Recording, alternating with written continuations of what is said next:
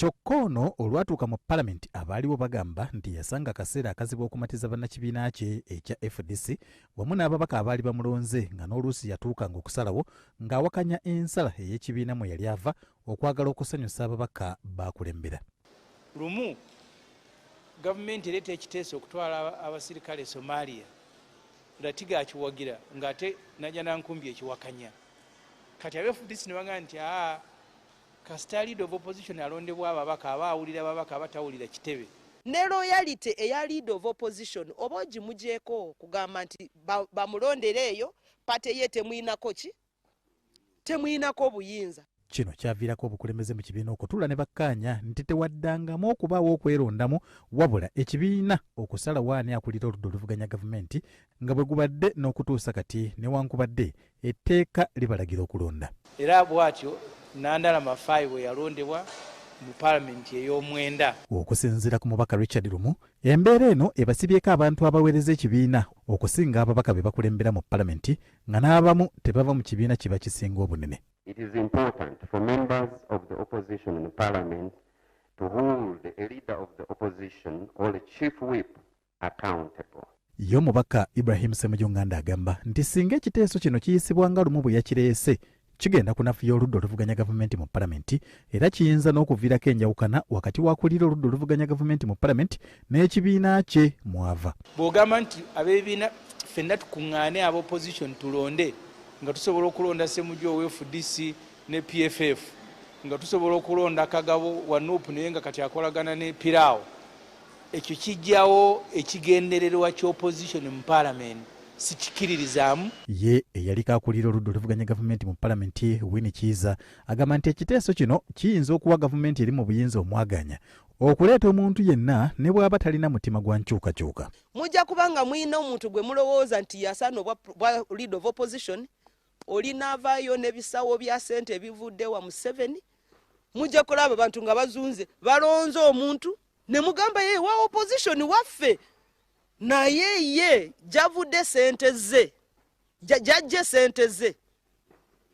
yajja kukolera. Waliwo n'ekiteeso ekigamba nti akulira oludda oluvuganya gavumenti mu palamenti abeerenga ye muntu anaaba akutte ekyokubiri mu kalulu k'obwa pulezidenti. Ekibeera automatic nti bwe ofuna ababaka abangi goyitibwa the leader of the opposition in parliament, it is automatic tebagenda kulonda muntu mulala. Okusinziira ku tteeka erifuga palamenti akulira oludda oluvuganya gavumenti mu palamenti eyo aweebwa woofiisi ey'enkanankana n'eya minisita mu gavumenti efuga so nga okusinziira ku Lumu woofiisi eno obuvunaanyizibwa bwayo busukka ku obwo nga kyetaagisa okugyongeramu embavu.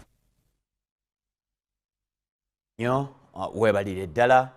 oli ku Sanyuka TV sunsula lunaku lwa mukaaga kkiriza mukwano gwange ttandikiraawo eddakiika eno ziri abiri zimaze okwegaana essaawa essatu ez'amakya leero lunaku lwa mukaaga lwe lusemberedde ddala mwezi ogw'omunaana ate tugenda okwesogga omwezi oguddako ogw'omwenda gwe tutandika okwaniriza olunaku olw'enkya insha Allah. Nze musajja Kabaka Haji Kasujja Ibrahim Ali sunsula katandikiraawo. Imam Kasozi yateredde dda mwali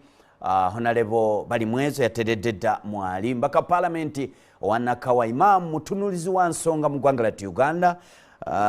nga ensonga bwaziraba ate tulindako munaffe omulala ajja kubatuukako insha Allah nga bwatusuubiza nti akadde kamukutte muzikiriza tandikire ddala omubaka wa palamenti ava mu kibiina kya National Unity Platform Honorable Subuga Balimwezo Ronald bw'atyo muzukulu wa Gabungo n'ekintu abadde akyakikwasiza amaanyi tetumanyi kiki kyabatuuseeko kugaana kugenda ggulu. Kwaniza Honorable abatulaba era nga mutuwuliriza ku lw'obulungi bwaffe okuntegera obulungi yenze Balimwezo Ronald Nsubuga aweereddwa omukisa nate okujja okuteeka ettaffaali mu kuzimba kwa nnyaffe Uganda. Njagala okwebaza ssebo kuba nti wannondebyeyo ate nondeeta ne Imam Kasozi tubadde tuludde kutulako wamu naye nga musajja mukugu ngenda muyigirako kubanga era mbadde muyigirako. Awo nno njagala okwebaza Katonda olw'omukisa ogwo. Njagala kusaasira ennyo abafunye ebizibu ate n'abafunye ebirungi okubayozaayoza. Bayibuli gye nsoma eŋŋamba nti mu buli mbeera twebazenga Katonda buli mbeera webaza Katonda mbadde mulwadde naye kati nenda ntereeramu kyobola nti oluusi nja kuteekako akantu kano. Amina. Wabali nnyo wabalire ddala Honorable Nsubuga bali mwezo wa Nakawa bwatyo agenti mabegakawo nawulako nga baga nti Bannakawa atera bongere bagibajjulemu nnene nnyo neŋŋamba ate bagenda kubajjulawa bamusindike mazzi luzira wa. Imam Kasozi nzikiriza nkuwebaze okujja nkwanirize atombulize ne kumulabi akulindiridde ku sunsula wano gwenga munasunsula. Bismillahirrahmanirrahim. Alhamdulillah salatu wassalamu ala rasulillahi sallallahu alaihi wasallam wa ala alihi wa sahbihi wasallimu tasliman kathira. Okusooka amatendo amalungi n'obugulumivu bibeerere Allah subhanahu wa ta'ala oyo atusobozesezza okujja tubeere wano ku makya kuno oba ku makya ga leero nga tugenda okwogera ku nsonga ez'eggwanga lino nange kanegatte ku mukoddomi wange ono Nsubuga. Ekyomusa omulungi oli Kasule kozi Kasujja oli Kasujja ono Nsubuga bombi bakoddomi bange kituufu. Kyagambye tusaasire abafunye obuzibu abalwadde abafiiriddwa abantu baabwe n'abalala bonna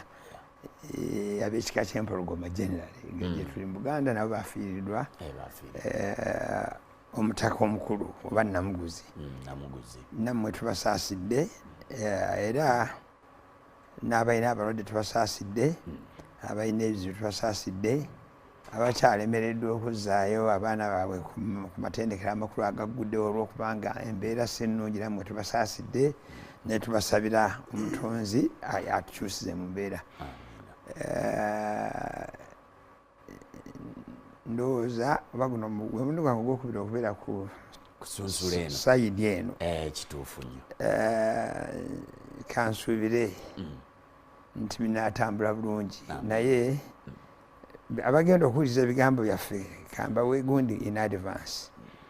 mwe muwulirize mwetegeerere ffe tujja kwogera byaffe okutegeera tukubalekere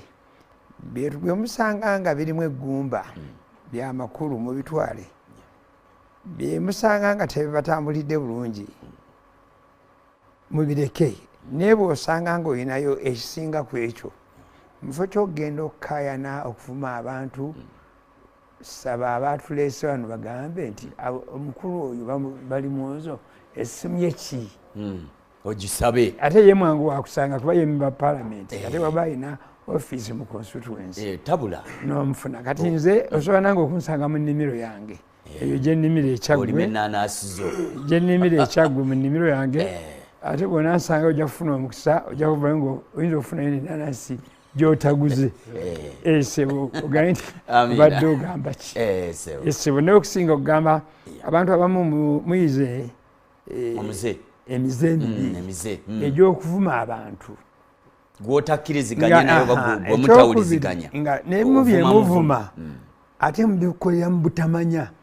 ate bangi baagala kulemera muki mu butamanya. Nja kubayo ekifaananyi kimu kyokka. Omuntu agala nakukubira essimu gyakakasa nti yo nga tanneeyanjula asobola kubuuza gwebokisa naye akubye ye tanneeyanjula yebokisa nga tonnamwanukula kuba ate nze nga basibanukula n'agoberezako n'akutomeza ekizibu kye beddu eyo si discipline. Atandikirawo bimuluma omuntu yogera amannya go gy'obeera then oba tumatidde nti gwokubidde then olyoka omubuuze bw'omala oleete ekiki manye ebizibu biba batawaanya. Ekyokubiri bifo bimu byokka bye bakubamu essimu oli agirisiivinze n'akugamba waali kati singa okuba mu NBS wano mu NBS n'okubawo essimu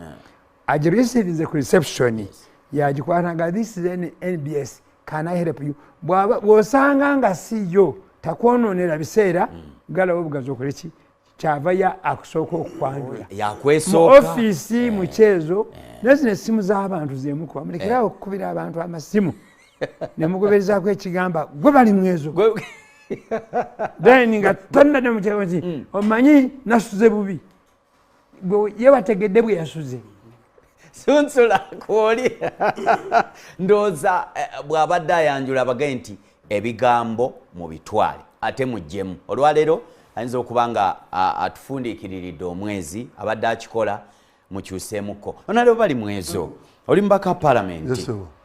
palamenti gwali mwezi eyo nga gwakutaano ne batandika oba ne mutandika okulowooza ku nkuŋŋaana oba ku ntuula zino ezigenda okutuula mu regions ezatandise nga olutuulo olwasoose lwatudde eggulo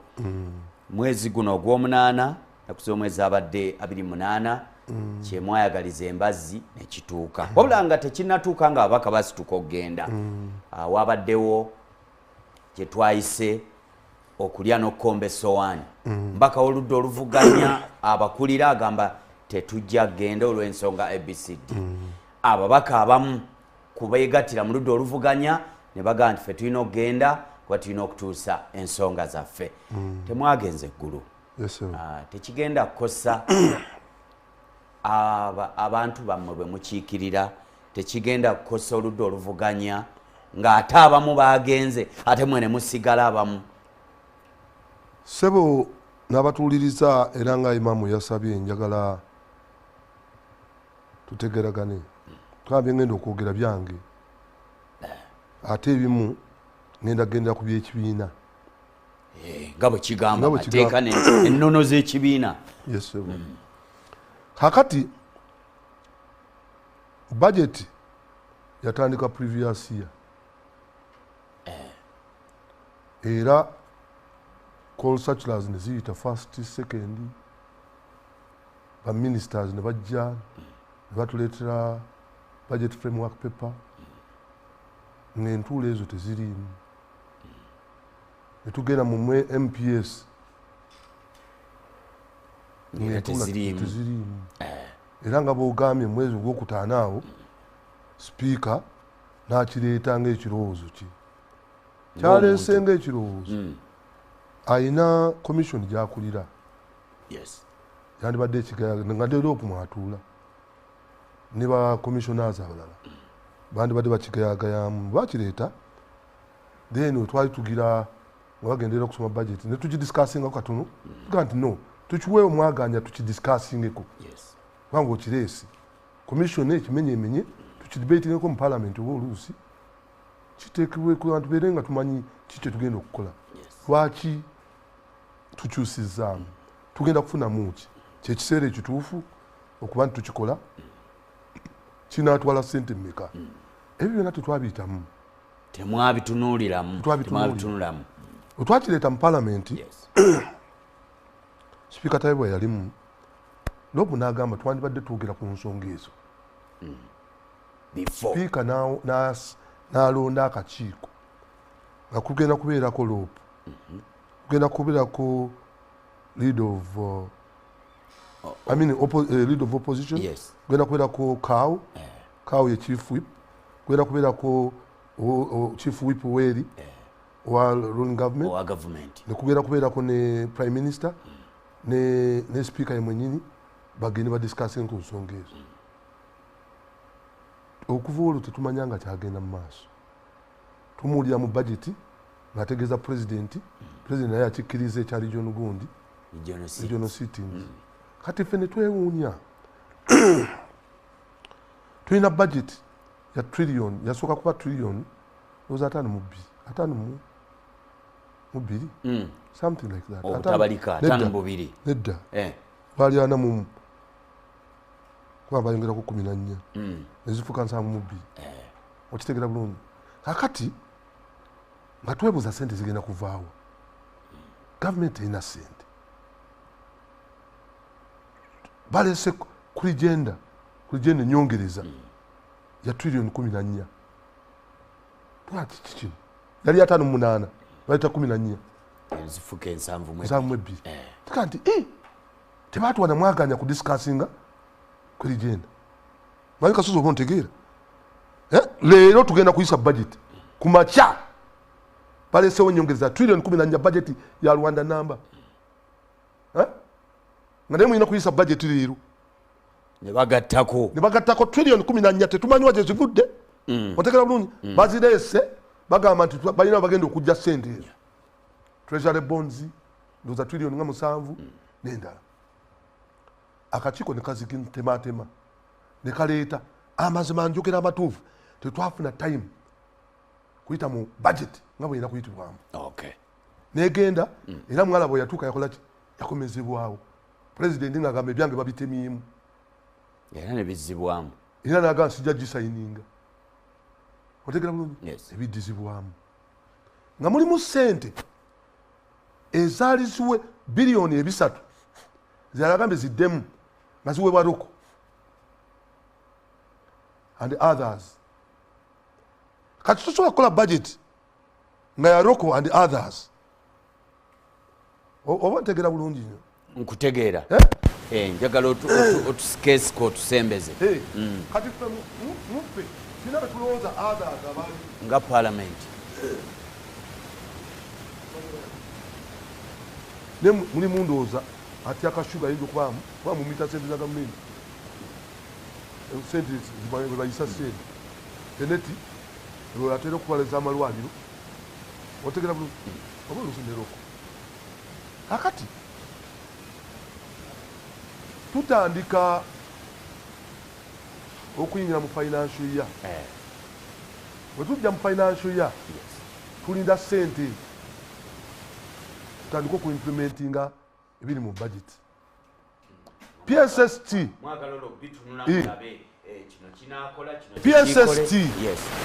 oba PS wa finance mwami Ngobi ng'asooka awandiika oba kyali byali bikipulinga gamba nti nasindise sente naye nga sente zira kusindikibwa I'm sorry to say era agencies aziweereza sente yasindika trillion 5 n'obutundu 9 ku budget ya trillion 7 2 ku budget ya trillion 7 nga zaki kwota esooka nga parliament lwaki otuzizaayo ko mu budget otegeeza ki nati gye tugenda mulimu ebya sente imaamu oba ontegedde buli kwota gavumenti eririzinga sente zigenda mu agencies ezigenda mu ministries okukola emirimu ezigenda mu masomero malwaliro mu kifo ky'okulerizinga trillion 18 eza kwota esooka gavumenti yali PSST yalirizinga trillion 5 n'obutundu 9 mu kifo kyo 18 yalizinga meka 5 n'obutundu 9 mu kifo kyo 18 ngegamba nti mu treasury mulimu sente tebanda kuŋŋanya sente ekitegeeza nti wawaddewo ebbula lyaki ly'essente mu ggwanga era baleetako ekirowoozo ekyokwewola sente okusasula emisaala omwezi ogw'omusanvu n'omwezi ogw'omunaana guno kubanga mu ggwanika temwate mulimu sente kati mu ggwanika mba temulimu sente leliizezi akola ntono nnyo nga akombako bukombi era emirimu mu gavumenti tegikolebwa kubanga tewaliwo sente kitegeeza ki nti priorities mulina zisetinga bulungi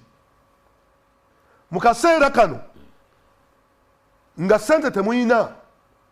mwandibadde mukwata ekintu mugende mukole ekintu ekiteetaagisa kati kubanga ekyatututte eggulu ekikutwala eggulu ospendinga biliyoni 5 mu budget byogenda okukola eggulu tebiriimu ogenda kufuna priorities abantu b'eggulu beetaaga ki n'ekitundu obiteeke mu budget ey'omwaka ogujja ebyo bisobola okulinda kubanga n'ababaka baayo Uganda si nnene nnyo nti ababaka tasobola kujja Kampala ku debate nga nsonga za ggulu kujanja watu parliament ekolera mu obukiiko bwe bufumba si nyumba yonna enyumba ekola omulimu mutono nnyo Chovola bwero ono yali discussing aluli ndona njukira yalo gwe mwami Kaliso oyo ndiye bweru parliament tezimala time otegera bulungi nyo oli alugira nsonga dakika emunga kwa bafumbye ebintu bisinga byakoleddwa mu kiveringa kide kujula bujuzi ngabakikirizganyizaako besi tekiri wano besiga obukiiko bwabwe kati akakiiko kagenda kafumba ensonga nga ddala eyidde debate ebeera ntono parliament ekolera mu bukiiko era obukiiko obw'enjawulo obwa education badde bugendayo kwa ebizibu ebimu ebyeggulu education Karamoja nosanga Karamoja twagendayo nga first grade balina 3 emu tafunayo kakati ebyenjigiriza ki obukiiko bubadde bugendayo ne weekend ozo badde bugye buli kati bulete eno mukyo kikona billion 5 nga tuyina ebizibu ebiri critical ebizibu ebizibu toyina ngeri gyogamba muna Uganda nti oyagala nnyo badda Uganda ng'olese abantu bafiiridde mu kasasiro n'emirambo gikyali mu kasasiro ekiteezi ne Kampala akyuma n'ebyuma tebabiraba ne Kampala akyuma ogenda kwongera endwadde n'okutta billion 5 Kampala ze yali yeetaaga okudicommissioninga kiteezi komwe ab'oludda oluvuganya ekiseera si kyekituufu ne mugaana number 1 tugenda kiki kitutwala kyandibadde kirungi naddala nga ffe pate ogenda kukola ebyobufuzi era manyi n'abamu abagenzi bali mu byabufuzi ne sipiika nga komutadde kubanga yeeyongera okukola ki okwala eggulu nti enjawa n'abayagala bwa pulezidenti asobola okulamuza mutandiso kimutima nanti nkubuulira oyinza okukola politics we tuze tulabayita ababaka bonna ne bagenda ewuwe bonna n'abayita ne bajja bonna ne bakakkana watya enkyali agamba nti kakati njagala ggulu amini njagala kgenda gundi gwekyo tokirengera political ambition zaabo zirabye gye ziva ekyokuba nti mwagala okulabisa mukikolera bbali oba mwandikikoledde ku mwanja owali sikulabisa tugamba tudebating tudiscussing ensonga lwaki tugenda eggulu mu kaseera kano ng'ebyenfuna bibi lwaki tugenda eggulu nga bali mu kutwogera parliament twonona sente z'omusolo ke kaseera fogenda eggulu nga ne byetugenda okukola tebigenda kukolebwako kati oba ntegera bulungi ebitutwala tebigenda kukolwako kati ebyayanjuddwayo byakolebwako mwaka kuba tebiri mu budgeti byakolebwa mu budgeti eddako tebisobola kulinda ne tumalawo bino ebyetaagisa ssente kati lwaki emisaala tegisasulwa local government zibanja emisaala emyezi 4 otegera bulungi lwaki tebisasulwa kakati awo wensabira nti kyabadde ekiseera kifu si kyabadde ekiseera ekiki nkugambye bulungi nnyo nti mu kwota eno gavumenti yakalirizinga trillion 5 ne billion 9 otegera bulungi nnyo ekiteeka nti terina ssente lwaki teteeka obusente obwo obutono bwefunye tulina kibayita surplus budget netubeerawo balanced budget ne deficit budget tukyali mu deficit tezimala era ledises kyovolaba batuledizinga for road fund badde bakuledizinga biliyoni 2.5 Kampala baledizinga biliyoni eki ku 2.5 kola enguudo ekitegeeza ku scarce resources zino kyekiseera kugikozesa obubi okwate ssente oziteeke mugenda eggulu okudibatinga ensonga mu ggulu ezirina okukolebwako omwaka ogujja naye eno oyina critical issues ensonga zammwe ziyinza okuba zirimu eggumba bannammwe abamu bagamba nti ebintu bino byavuddemu muntu